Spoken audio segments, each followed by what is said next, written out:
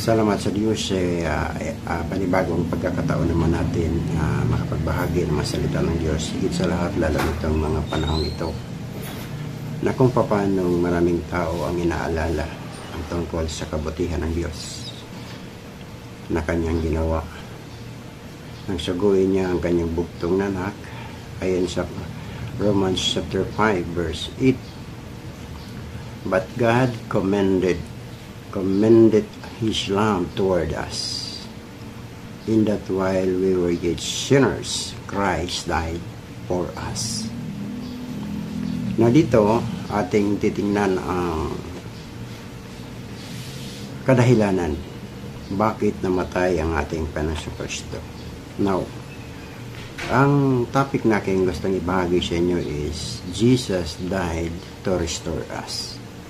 So, ano ang kailangang i-restore? Ano ang kailangang maibalik? So, yun ang mga dapat nating maunawaan habang tayo ay nagsiselebrate, commemorate natin, inaalala natin ang mabuting bagay na ginawa ng ating Panginoong Hesus sa cross ng Kalbaryo. Now, dito, kailangan nating malaman ano yung original natin na katayuan, kung bakit kinakailangan itong na-restore, sapagkat ang original natin na katayuan ay sinira dahil sa kasalanan. Kaya naman, titingnan natin yung desire ng Diyos sa 1 Thessalonians chapter 5 verse 23. So ganito ang sinabi ng Diyos sa kanyang mga salita: "And the very God of peace sanctify you wholly. And I pray God your whole spirit and soul and body be preserved blameless unto the coming of our Lord Jesus Christ." So, titingnan natin ngayon yung layunin ng Diyos. Yung ating spirit, soul, and body. Sapagkat kapag ka nagsama ang soul at ang body, o kapag ka ang soul ang nag-govern sa body, gagawin ng body ang alinsunod sa desire ng soul. So ano ba ang desire ng soul? Kung titingnan natin sa salita ng Diyos, ano bang ninanais nitong ating kaluluwa? Kapag ang kaluluwa ng tao ang nag-govern, ang namamahala sa kanyang katawan, yung katawan ay mayroong 5 senses. So dito, ating makikita sa Isaiah 22 verse 13. Now, ano ang sinasabi ng kaluluwa doon sa kanyang katawan? Sabi dito, "And behold, joy and gladness." Kaligayahan at kasiyahan. Slaying oxen and killing sheep, eating flesh and drinking wine. Let us eat and drink, for tomorrow we die. Meaning, ito yung prinsipyo ng kaluluwa na nag-govern sa kanyang katawan upang ang kanyang katawan ay dalhin doon sa let us marry, let us eat and drink, for tomorrow we shall die. So, ibig sabihin, ang rason ng kaluluwa na ginagobern niya ang kanyang katawan ay upang magpasasa sa mga bagay na ito dahil alam niya na siya ay mamamatay isang araw. Ngunit, kapag ka ang soul naman ay under sa pag-govern ng spirit, ano naman ang mangyayari? So, tunghayan din naman natin sa salita ng Diyos. Sa Proverbs chapter 20, makikita natin dito na kapag ang spirit ang nag-govern sa ating soul, ito naman yung mangyayari sa tao kapag yung nag-govern sa kanyang katawan, sa kanyang soul, ay ang spirit. Ito naman yung sinasabi ng salita ng Diyos. "The spirit of man is the candle of the Lord, searching all the inward part of the belly." So meaning, ang spirit of man connecting with the spirit of God na mag-govern sa kanyang soul, dadalhin naman niya ito doon sa pagsunod sa salita ng Diyos. Dadalhin naman ito doon sa pagkaalam kung ano ang kalooban ng Diyos. Lalakad ito pasunod sa ating Panginoong Hesus. Sa pagsunod sa ating Panginoong Hesus, lalakad ito kung saan naroon ang kalooban ng Diyos. At ito yung sinasabi sa John chapter 6. John chapter 6 verse 66. Marami ang mga tumalikod ng mga panahon iyon. From the time many of his disciples went back and walked no more with him. And Jesus said unto the 12, Will ye also go away? And Simon Peter answered him, Lord, to whom shall we go? Thou hast the words of eternal life. And we believe and are sure that thou art the Christ, the Son of the living God. So dito, na-convince ang soul at ang body ni Peter at ang iba pa niyang kasamang nanatili sa ating Panginoon sapagkat nag-govern ng Espiritu ng Diyos sa kanilang kaluluwa, sa kanilang katawan, dahilan upang manatili sila, sumunod sila sa ating Panginoong Hesus. So ito yung plano ng Diyos buhat pa ng una, na kailangan natin malaman sino ba ang nag-govern sa ating sarili upang gawin natin ang mga bagay alinsunod sa ginugusto ng ating kaluluwa. So kapag ang kaluluwa, sinasabi ko na, kapag ang soul ang nag-govern, susunod ang body. Ngunit kung ang spirit ang nag-govern, susunod din naman ang body and soul. Now, ano ba ang original na katayuan ng ating soul and spirit? Sa Genesis, dito natin makikita kung paano mayroon tinatawag na harmony with God and man. So Genesis chapter 2 verse 15, nang nilikha ng Diyos ang tao, sinabi ng Diyos sa tao.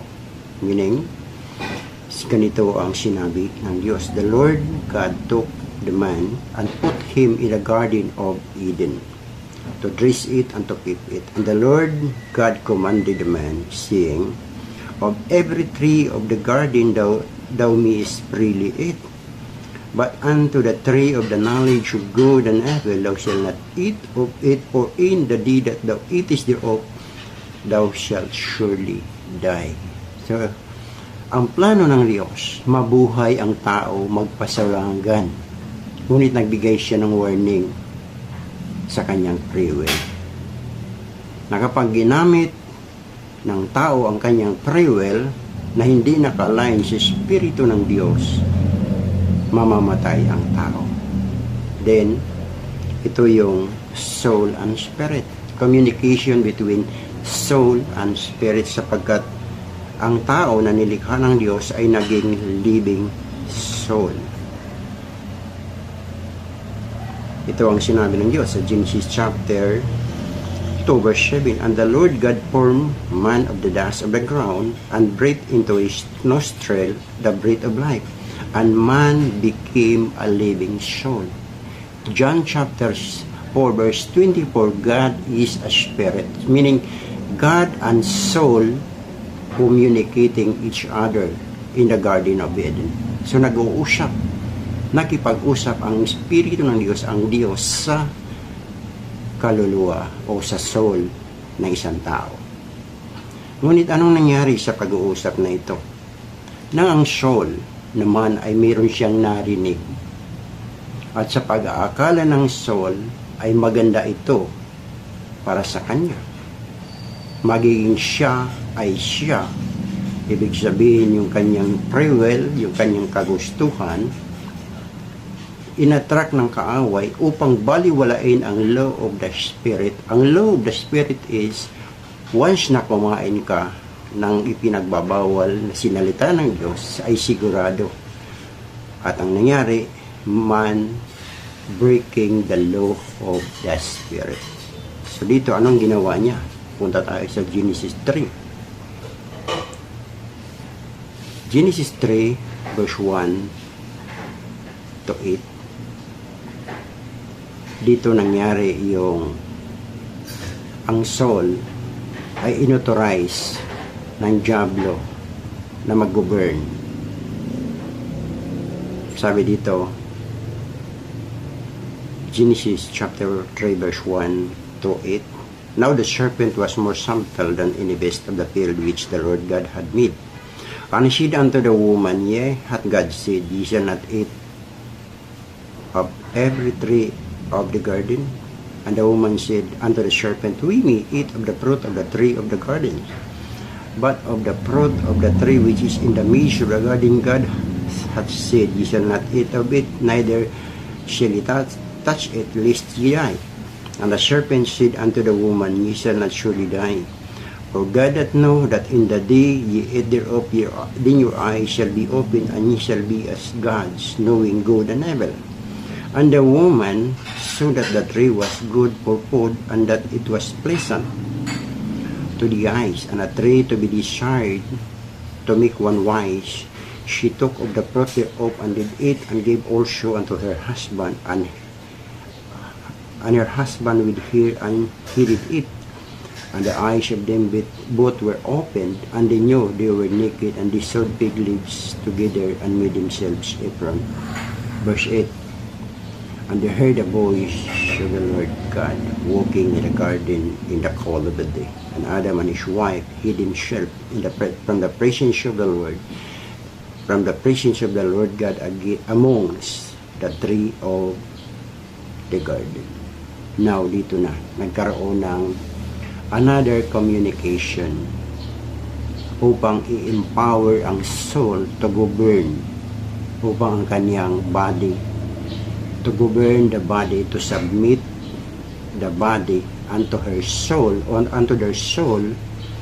Ang nangyari ay nawala sila sa presensya ng Diyos. So dito makikita natin na ang layunin ng Diyos na restore tayo ay mula sa pagkahulog ng tao sa kasalanan. Mula sa pagkahulog na kung saan nag-govern ang soul, hindi sa kanyang sarili, kundi under the govern of the evil spirit, the wicked one, the enemy of our soul. So, anong nangyari nang ang soul ang nag-govern sa kanyang katawan? Ito na, sa Romans 6:23. For the wages of sin is death. So, ang kabayaran ng kasalanan ay kamatayan. So, dalawang klase ang kamatayan. Physical death at ang spiritual death. Ang physical death, ito yung paghihiwalay ng buhay sa tao, na kung saan ihiwalay ang buhay sa kanyang katawan at ang katawang lupang ito ay dadalhin sa sementeryo. Ngunit ang spiritual death, ito yung paghihiwalay ng communication between God and man, between God and the soul of man. Kaya naman, kapag ang soul ang nag-govern under the influence of the evil spirit, ang gagawin nito, itong tao ay magkakaroon ng katuparan yung Isaiah 22 verse 13. Let us joy and merry, let us eat and drink and be merry, for tomorrow we shall die. So, ganun magiging konsepto ng isang tao. Ngunit pinapaalala sa atin ng Diyos sa mga panahong ito. Kailangan natin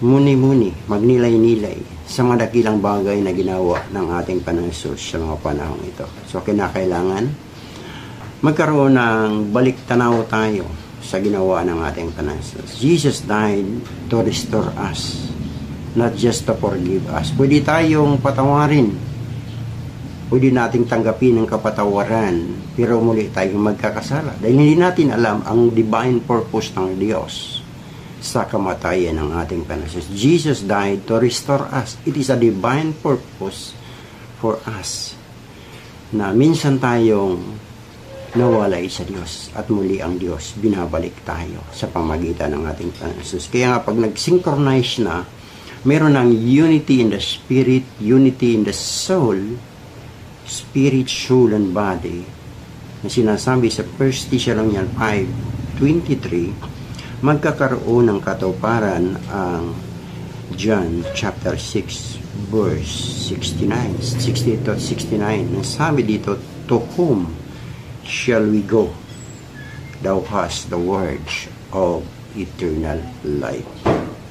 So dito makikita natin ang layunin ng Diyos. Kaya kaibigan, kung napagpala pa sa ating video ito na Jesus died to restore us, na nire-remind tayo sa mga panahong ito na hindi lang basta mag-celebrate tayo nito yung panahon na namatay ang Panginoon, kundi tingnan natin kung na-restore na ba tayo. Meron na bang ugnayan ang Diyos at ang Espiritu ng Diyos sa atin upang ang ating kaluluwa ay dalhin sa pagsunod at pagmuni-muni sa mga bagay na plano ng Diyos sa ating mga buhay. Next video natin ay ating pag-usapan ang the eternal purpose of God for the eternal life. Ang eternal life ay may purpose. So, yun ang dapat natin malaman. Kaibigan ko na pagpala sa ating munting video na ito ngayon. Kung hindi ka pa nakapag-subscribe sa aking Facebook, please subscribe upang maging updated ka sa mga sunod pa nating video. At kung ikaw naman ay nanonood sa aking YouTube channel, please subscribe upang patuloy tayo na makapagbabahagi ng mga ganitong content na may lamang katotohanan na magmumulat sa ating mga espiritual na mga mata. Marami tayong pag-uusapan, ngunit maiksi lang ang ating panahon. Salamat kaibigan sa inyong pag-follow, panonood, like, and comment, share, and please share the video. Thank you and God bless all of us.